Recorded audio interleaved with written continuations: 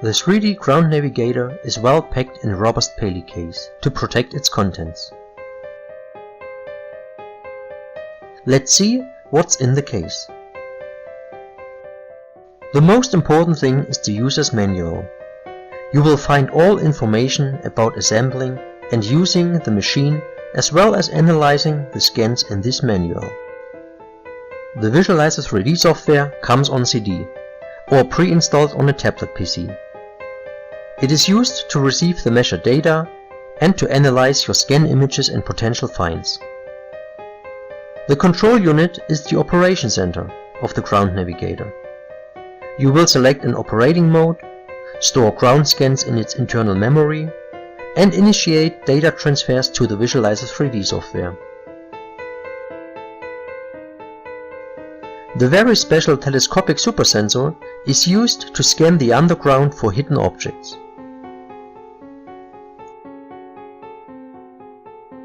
The USB data cable is used to transfer the measured data to the Visualizer 3D software. The mountable sensor handle can be attached to the telescopic supersensor to carry the sensor in an efficient way. The Bluetooth headphones allow an easy recognition of any sound output from the control unit. There is a travel adapter to use the charger with any power socket worldwide. The charger is used to recharge the built-in battery of the control unit. As already mentioned, the user's manual is the most important thing, so please read this manual before using the 3D ground navigator. Let's have a look on how to extend the telescopic supersensor. Hold the upper segment in your left hand and with the right hand you grab the middle part. Give it a little turn and pull it out. You do the same procedure with the lower segment. For clearness, let's repeat this process with a short animation. Your left hand is holding the upper segment all the time. Your right hand grabs the middle segment right on the tube and turns it just a little bit away from your body, as indicated by the arrow. Now you can pull the middle segment out of the upper one. Finally, you turn the middle segment back into place. Repeat this procedure with the lower part, and remember, the left hand is still holding the upper part, while the right hand turns the lower tube. Don't grab the end of the probe, because this will not turn the tube.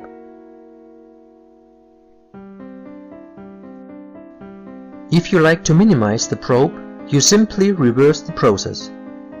Again, the left hand keeps hold of the upper segment all the time, while the right hand unlocks the lower tube by turning it away from your body. Now you can push the lower tube into the middle one and turn it towards your body to lock it. Repeat this procedure with the middle segment.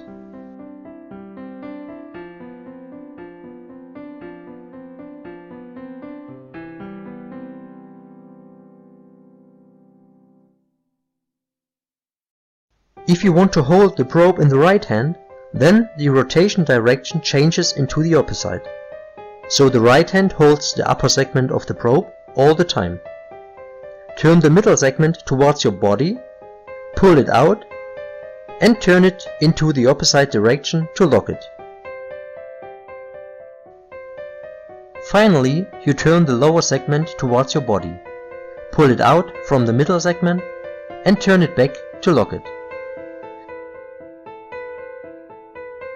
To minimize the probe, simply reverse the whole process.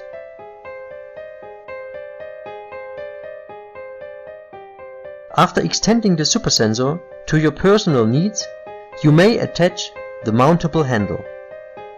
Therefore, you place the handle perpendicular to the probe. Then you push the handle on top of the probe and turn it by 90 degrees. Now you can carry the probe by using the handle. To get prepared for the scanning process, simply pick up the control unit to wear it around your neck or over the shoulder. The next step will be to connect the supersensor with the control unit. Pay attention to the little arrow marks on plug and connector. To get rid of the cable, simply hang it around your neck and you're ready to start measuring the underground. The first operating mode is magnetometer. Power on the control unit by pushing the power on button. On the display you will see some short messages. Then the display shows the main menu with magnetometer as first option. Simply press OK to activate this option. Now the device is ready, so grab your sensor, lift it about 5 to 10 centimeters over the ground and push the start button. When the button has been pushed, start walking a straight line and listen to the sounds of the control unit. The magnetometer mode is used to detect ferrous metals like iron and iron-based alloys, like nails, screws, wires and other trashy objects. Each time you pass a ferrous metal object, the tone of the sound will change. This operating mode is used to clear the surface of an area to get better results from any of the other operating modes. Always keep in mind to hold the probe straight downwards to the ground. Do not swing the probe left to right. Do not pivot the probe right to left. Do not swing the probe forth and back.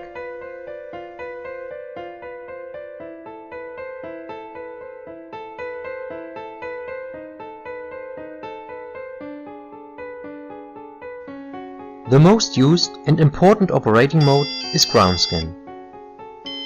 After powering on the control unit, push the right arrow button to select option 2, ground scan.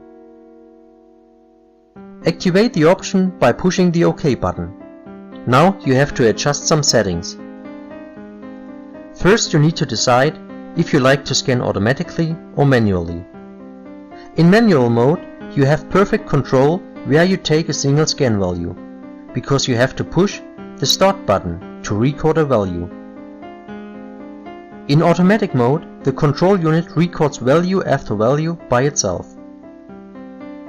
The second parameter is the number of scan values per scanning path.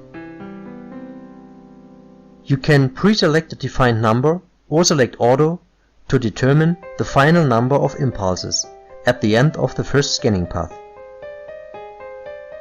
The last setting is the transfer mode.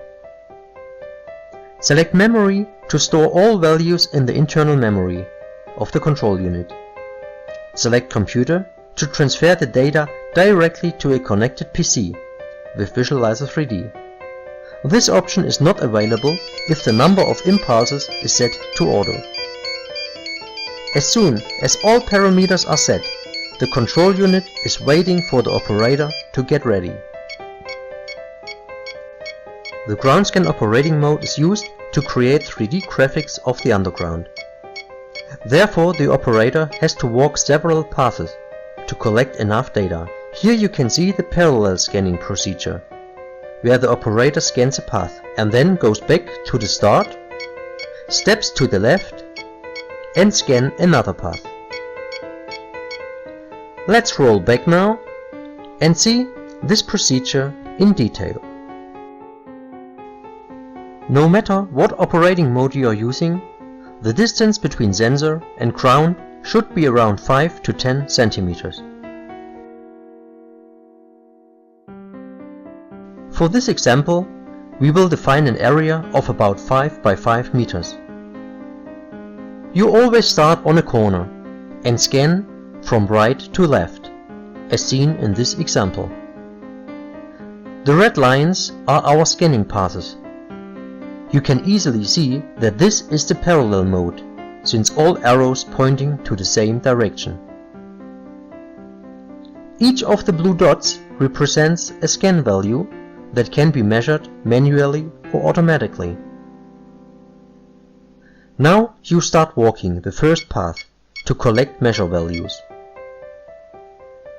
If the first line has been finished, you come back without measuring and then you step to the left to scan the next path. This procedure is repeated for all scanning passes.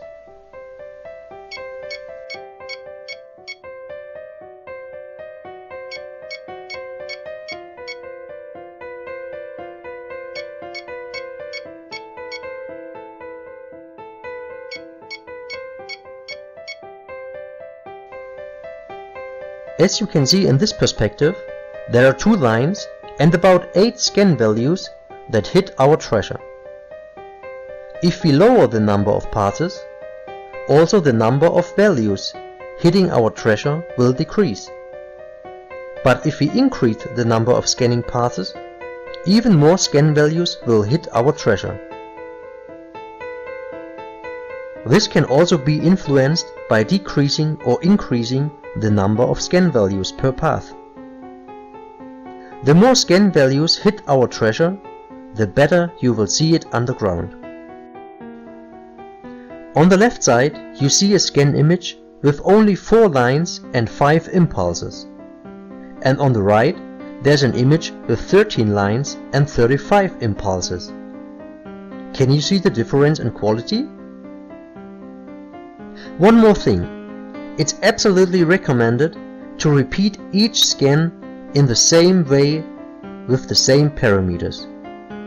This is called control scan, to make sure the values are valid. Next to the parallel mode there is zigzag, where you scan forth and back.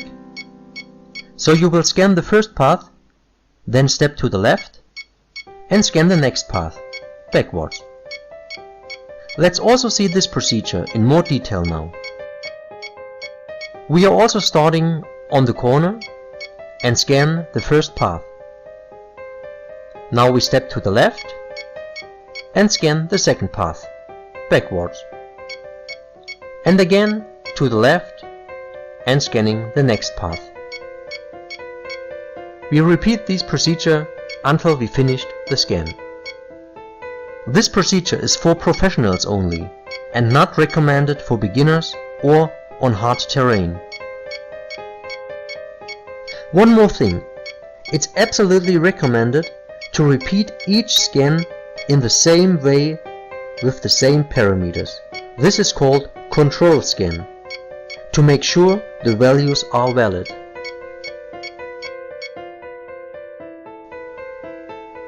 The third operating mode is discrimination. It is used to pinpoint detected objects and get a rough identification of the type of object. This mode is only working with a connected computer to see the data live on screen. You have to walk a straight line, and when you pass an underground object, you may decide about its type according to the signature. There is a specific signature for non-ferrous metals like gold, silver, copper or bronze. Here you can see the signature, which is a positive amplitude. Another typical signature is very special to ferrous metals, like iron-based objects. The signature is a positive and negative amplitude. The third signature is indicating voids like tunnels or chambers, without any metals. This signature is only a negative amplitude.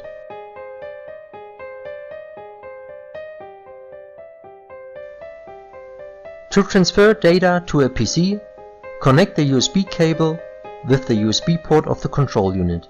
The other end you have to plug in into a free USB port of the computer. Now power on the control unit so the computer can recognize the ground navigator. Before you can transfer any data, the USB drivers need to be installed. This step may be skipped if you got a pre-configured computer from your dealer. If this window will not disappear within some seconds, you can close it manually by clicking Close. We have to install the drivers by ourselves anyway. Therefore, you have to click the Windows button, then you click on Settings, now on System and About. In the window on the right, you scroll down and click on Device Manager. After the Device Manager appeared on screen, you can get rid of the previous window. Now you select the 3D Ground Navigator entry and right-click with the mouse. You click on Update Driver Software and then on Browse My Computer for driver software. Now you have to select the driver folder from your Visualizer 3D CD, which is located under Drivers USB cable. After clicking on Next, the drivers will be installed.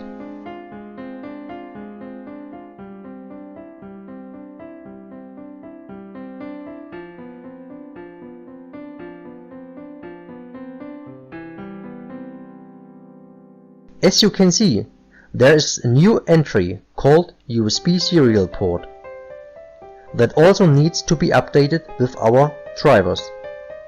So you have to repeat the whole process again. There is a new USB serial port available. Here a COM port number of 3 has been assigned. Please keep this number in mind because you will need it for the actual data transfer. Now let's see how to transfer the scanned data from our control unit to the computer. Therefore, start the Visualizer 3D software and click on the New Project button. In the upcoming window, you have to select your device first, which is the Ground Navigator. Secondly, you select the COM port number that you learned during the installation of your drivers. If you got your computer from your dealer, there might be a sticker on your package with the correct COM port number. Please pick the right number from the interface list. The next thing you have to select is the right operating mode. After scanning an area in ground scan mode, you select ground scan. If you are going to transfer live data in discrimination mode, you select discrimination. Then you enter the number of impulses that you have used for a single scanning path during ground scan. In our example of this user's video, we used 20 impulses and we did a parallel scan, not zigzag. After clicking the OK button, the software is ready to receive data. Now you have to initiate the transfer by selecting the fourth operating mode, Transfer Memory to PC. When the device is ready, push the Start button. After all data has been transferred, click the Stop button. The next step would be to enter the characteristics of your scan. So you may enter a meaningful title and some additional remarks that are important for your scan. Furthermore, you have to enter the length and width of your scan area, as well as the soil type. Only then you will be able to determine position and depth of your potential objects. Please read the user's manual for detailed information concerning the usage of Visualizer 3D. There are also additional instruction videos on YouTube.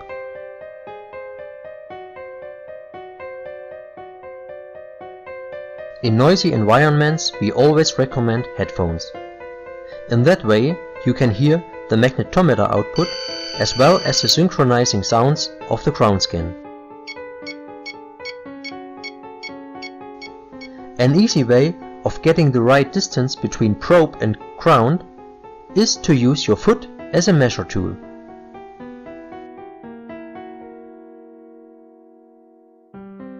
If there are obstacles like sticks and twigs and bushes on your area, you have to avoid to get stuck on them.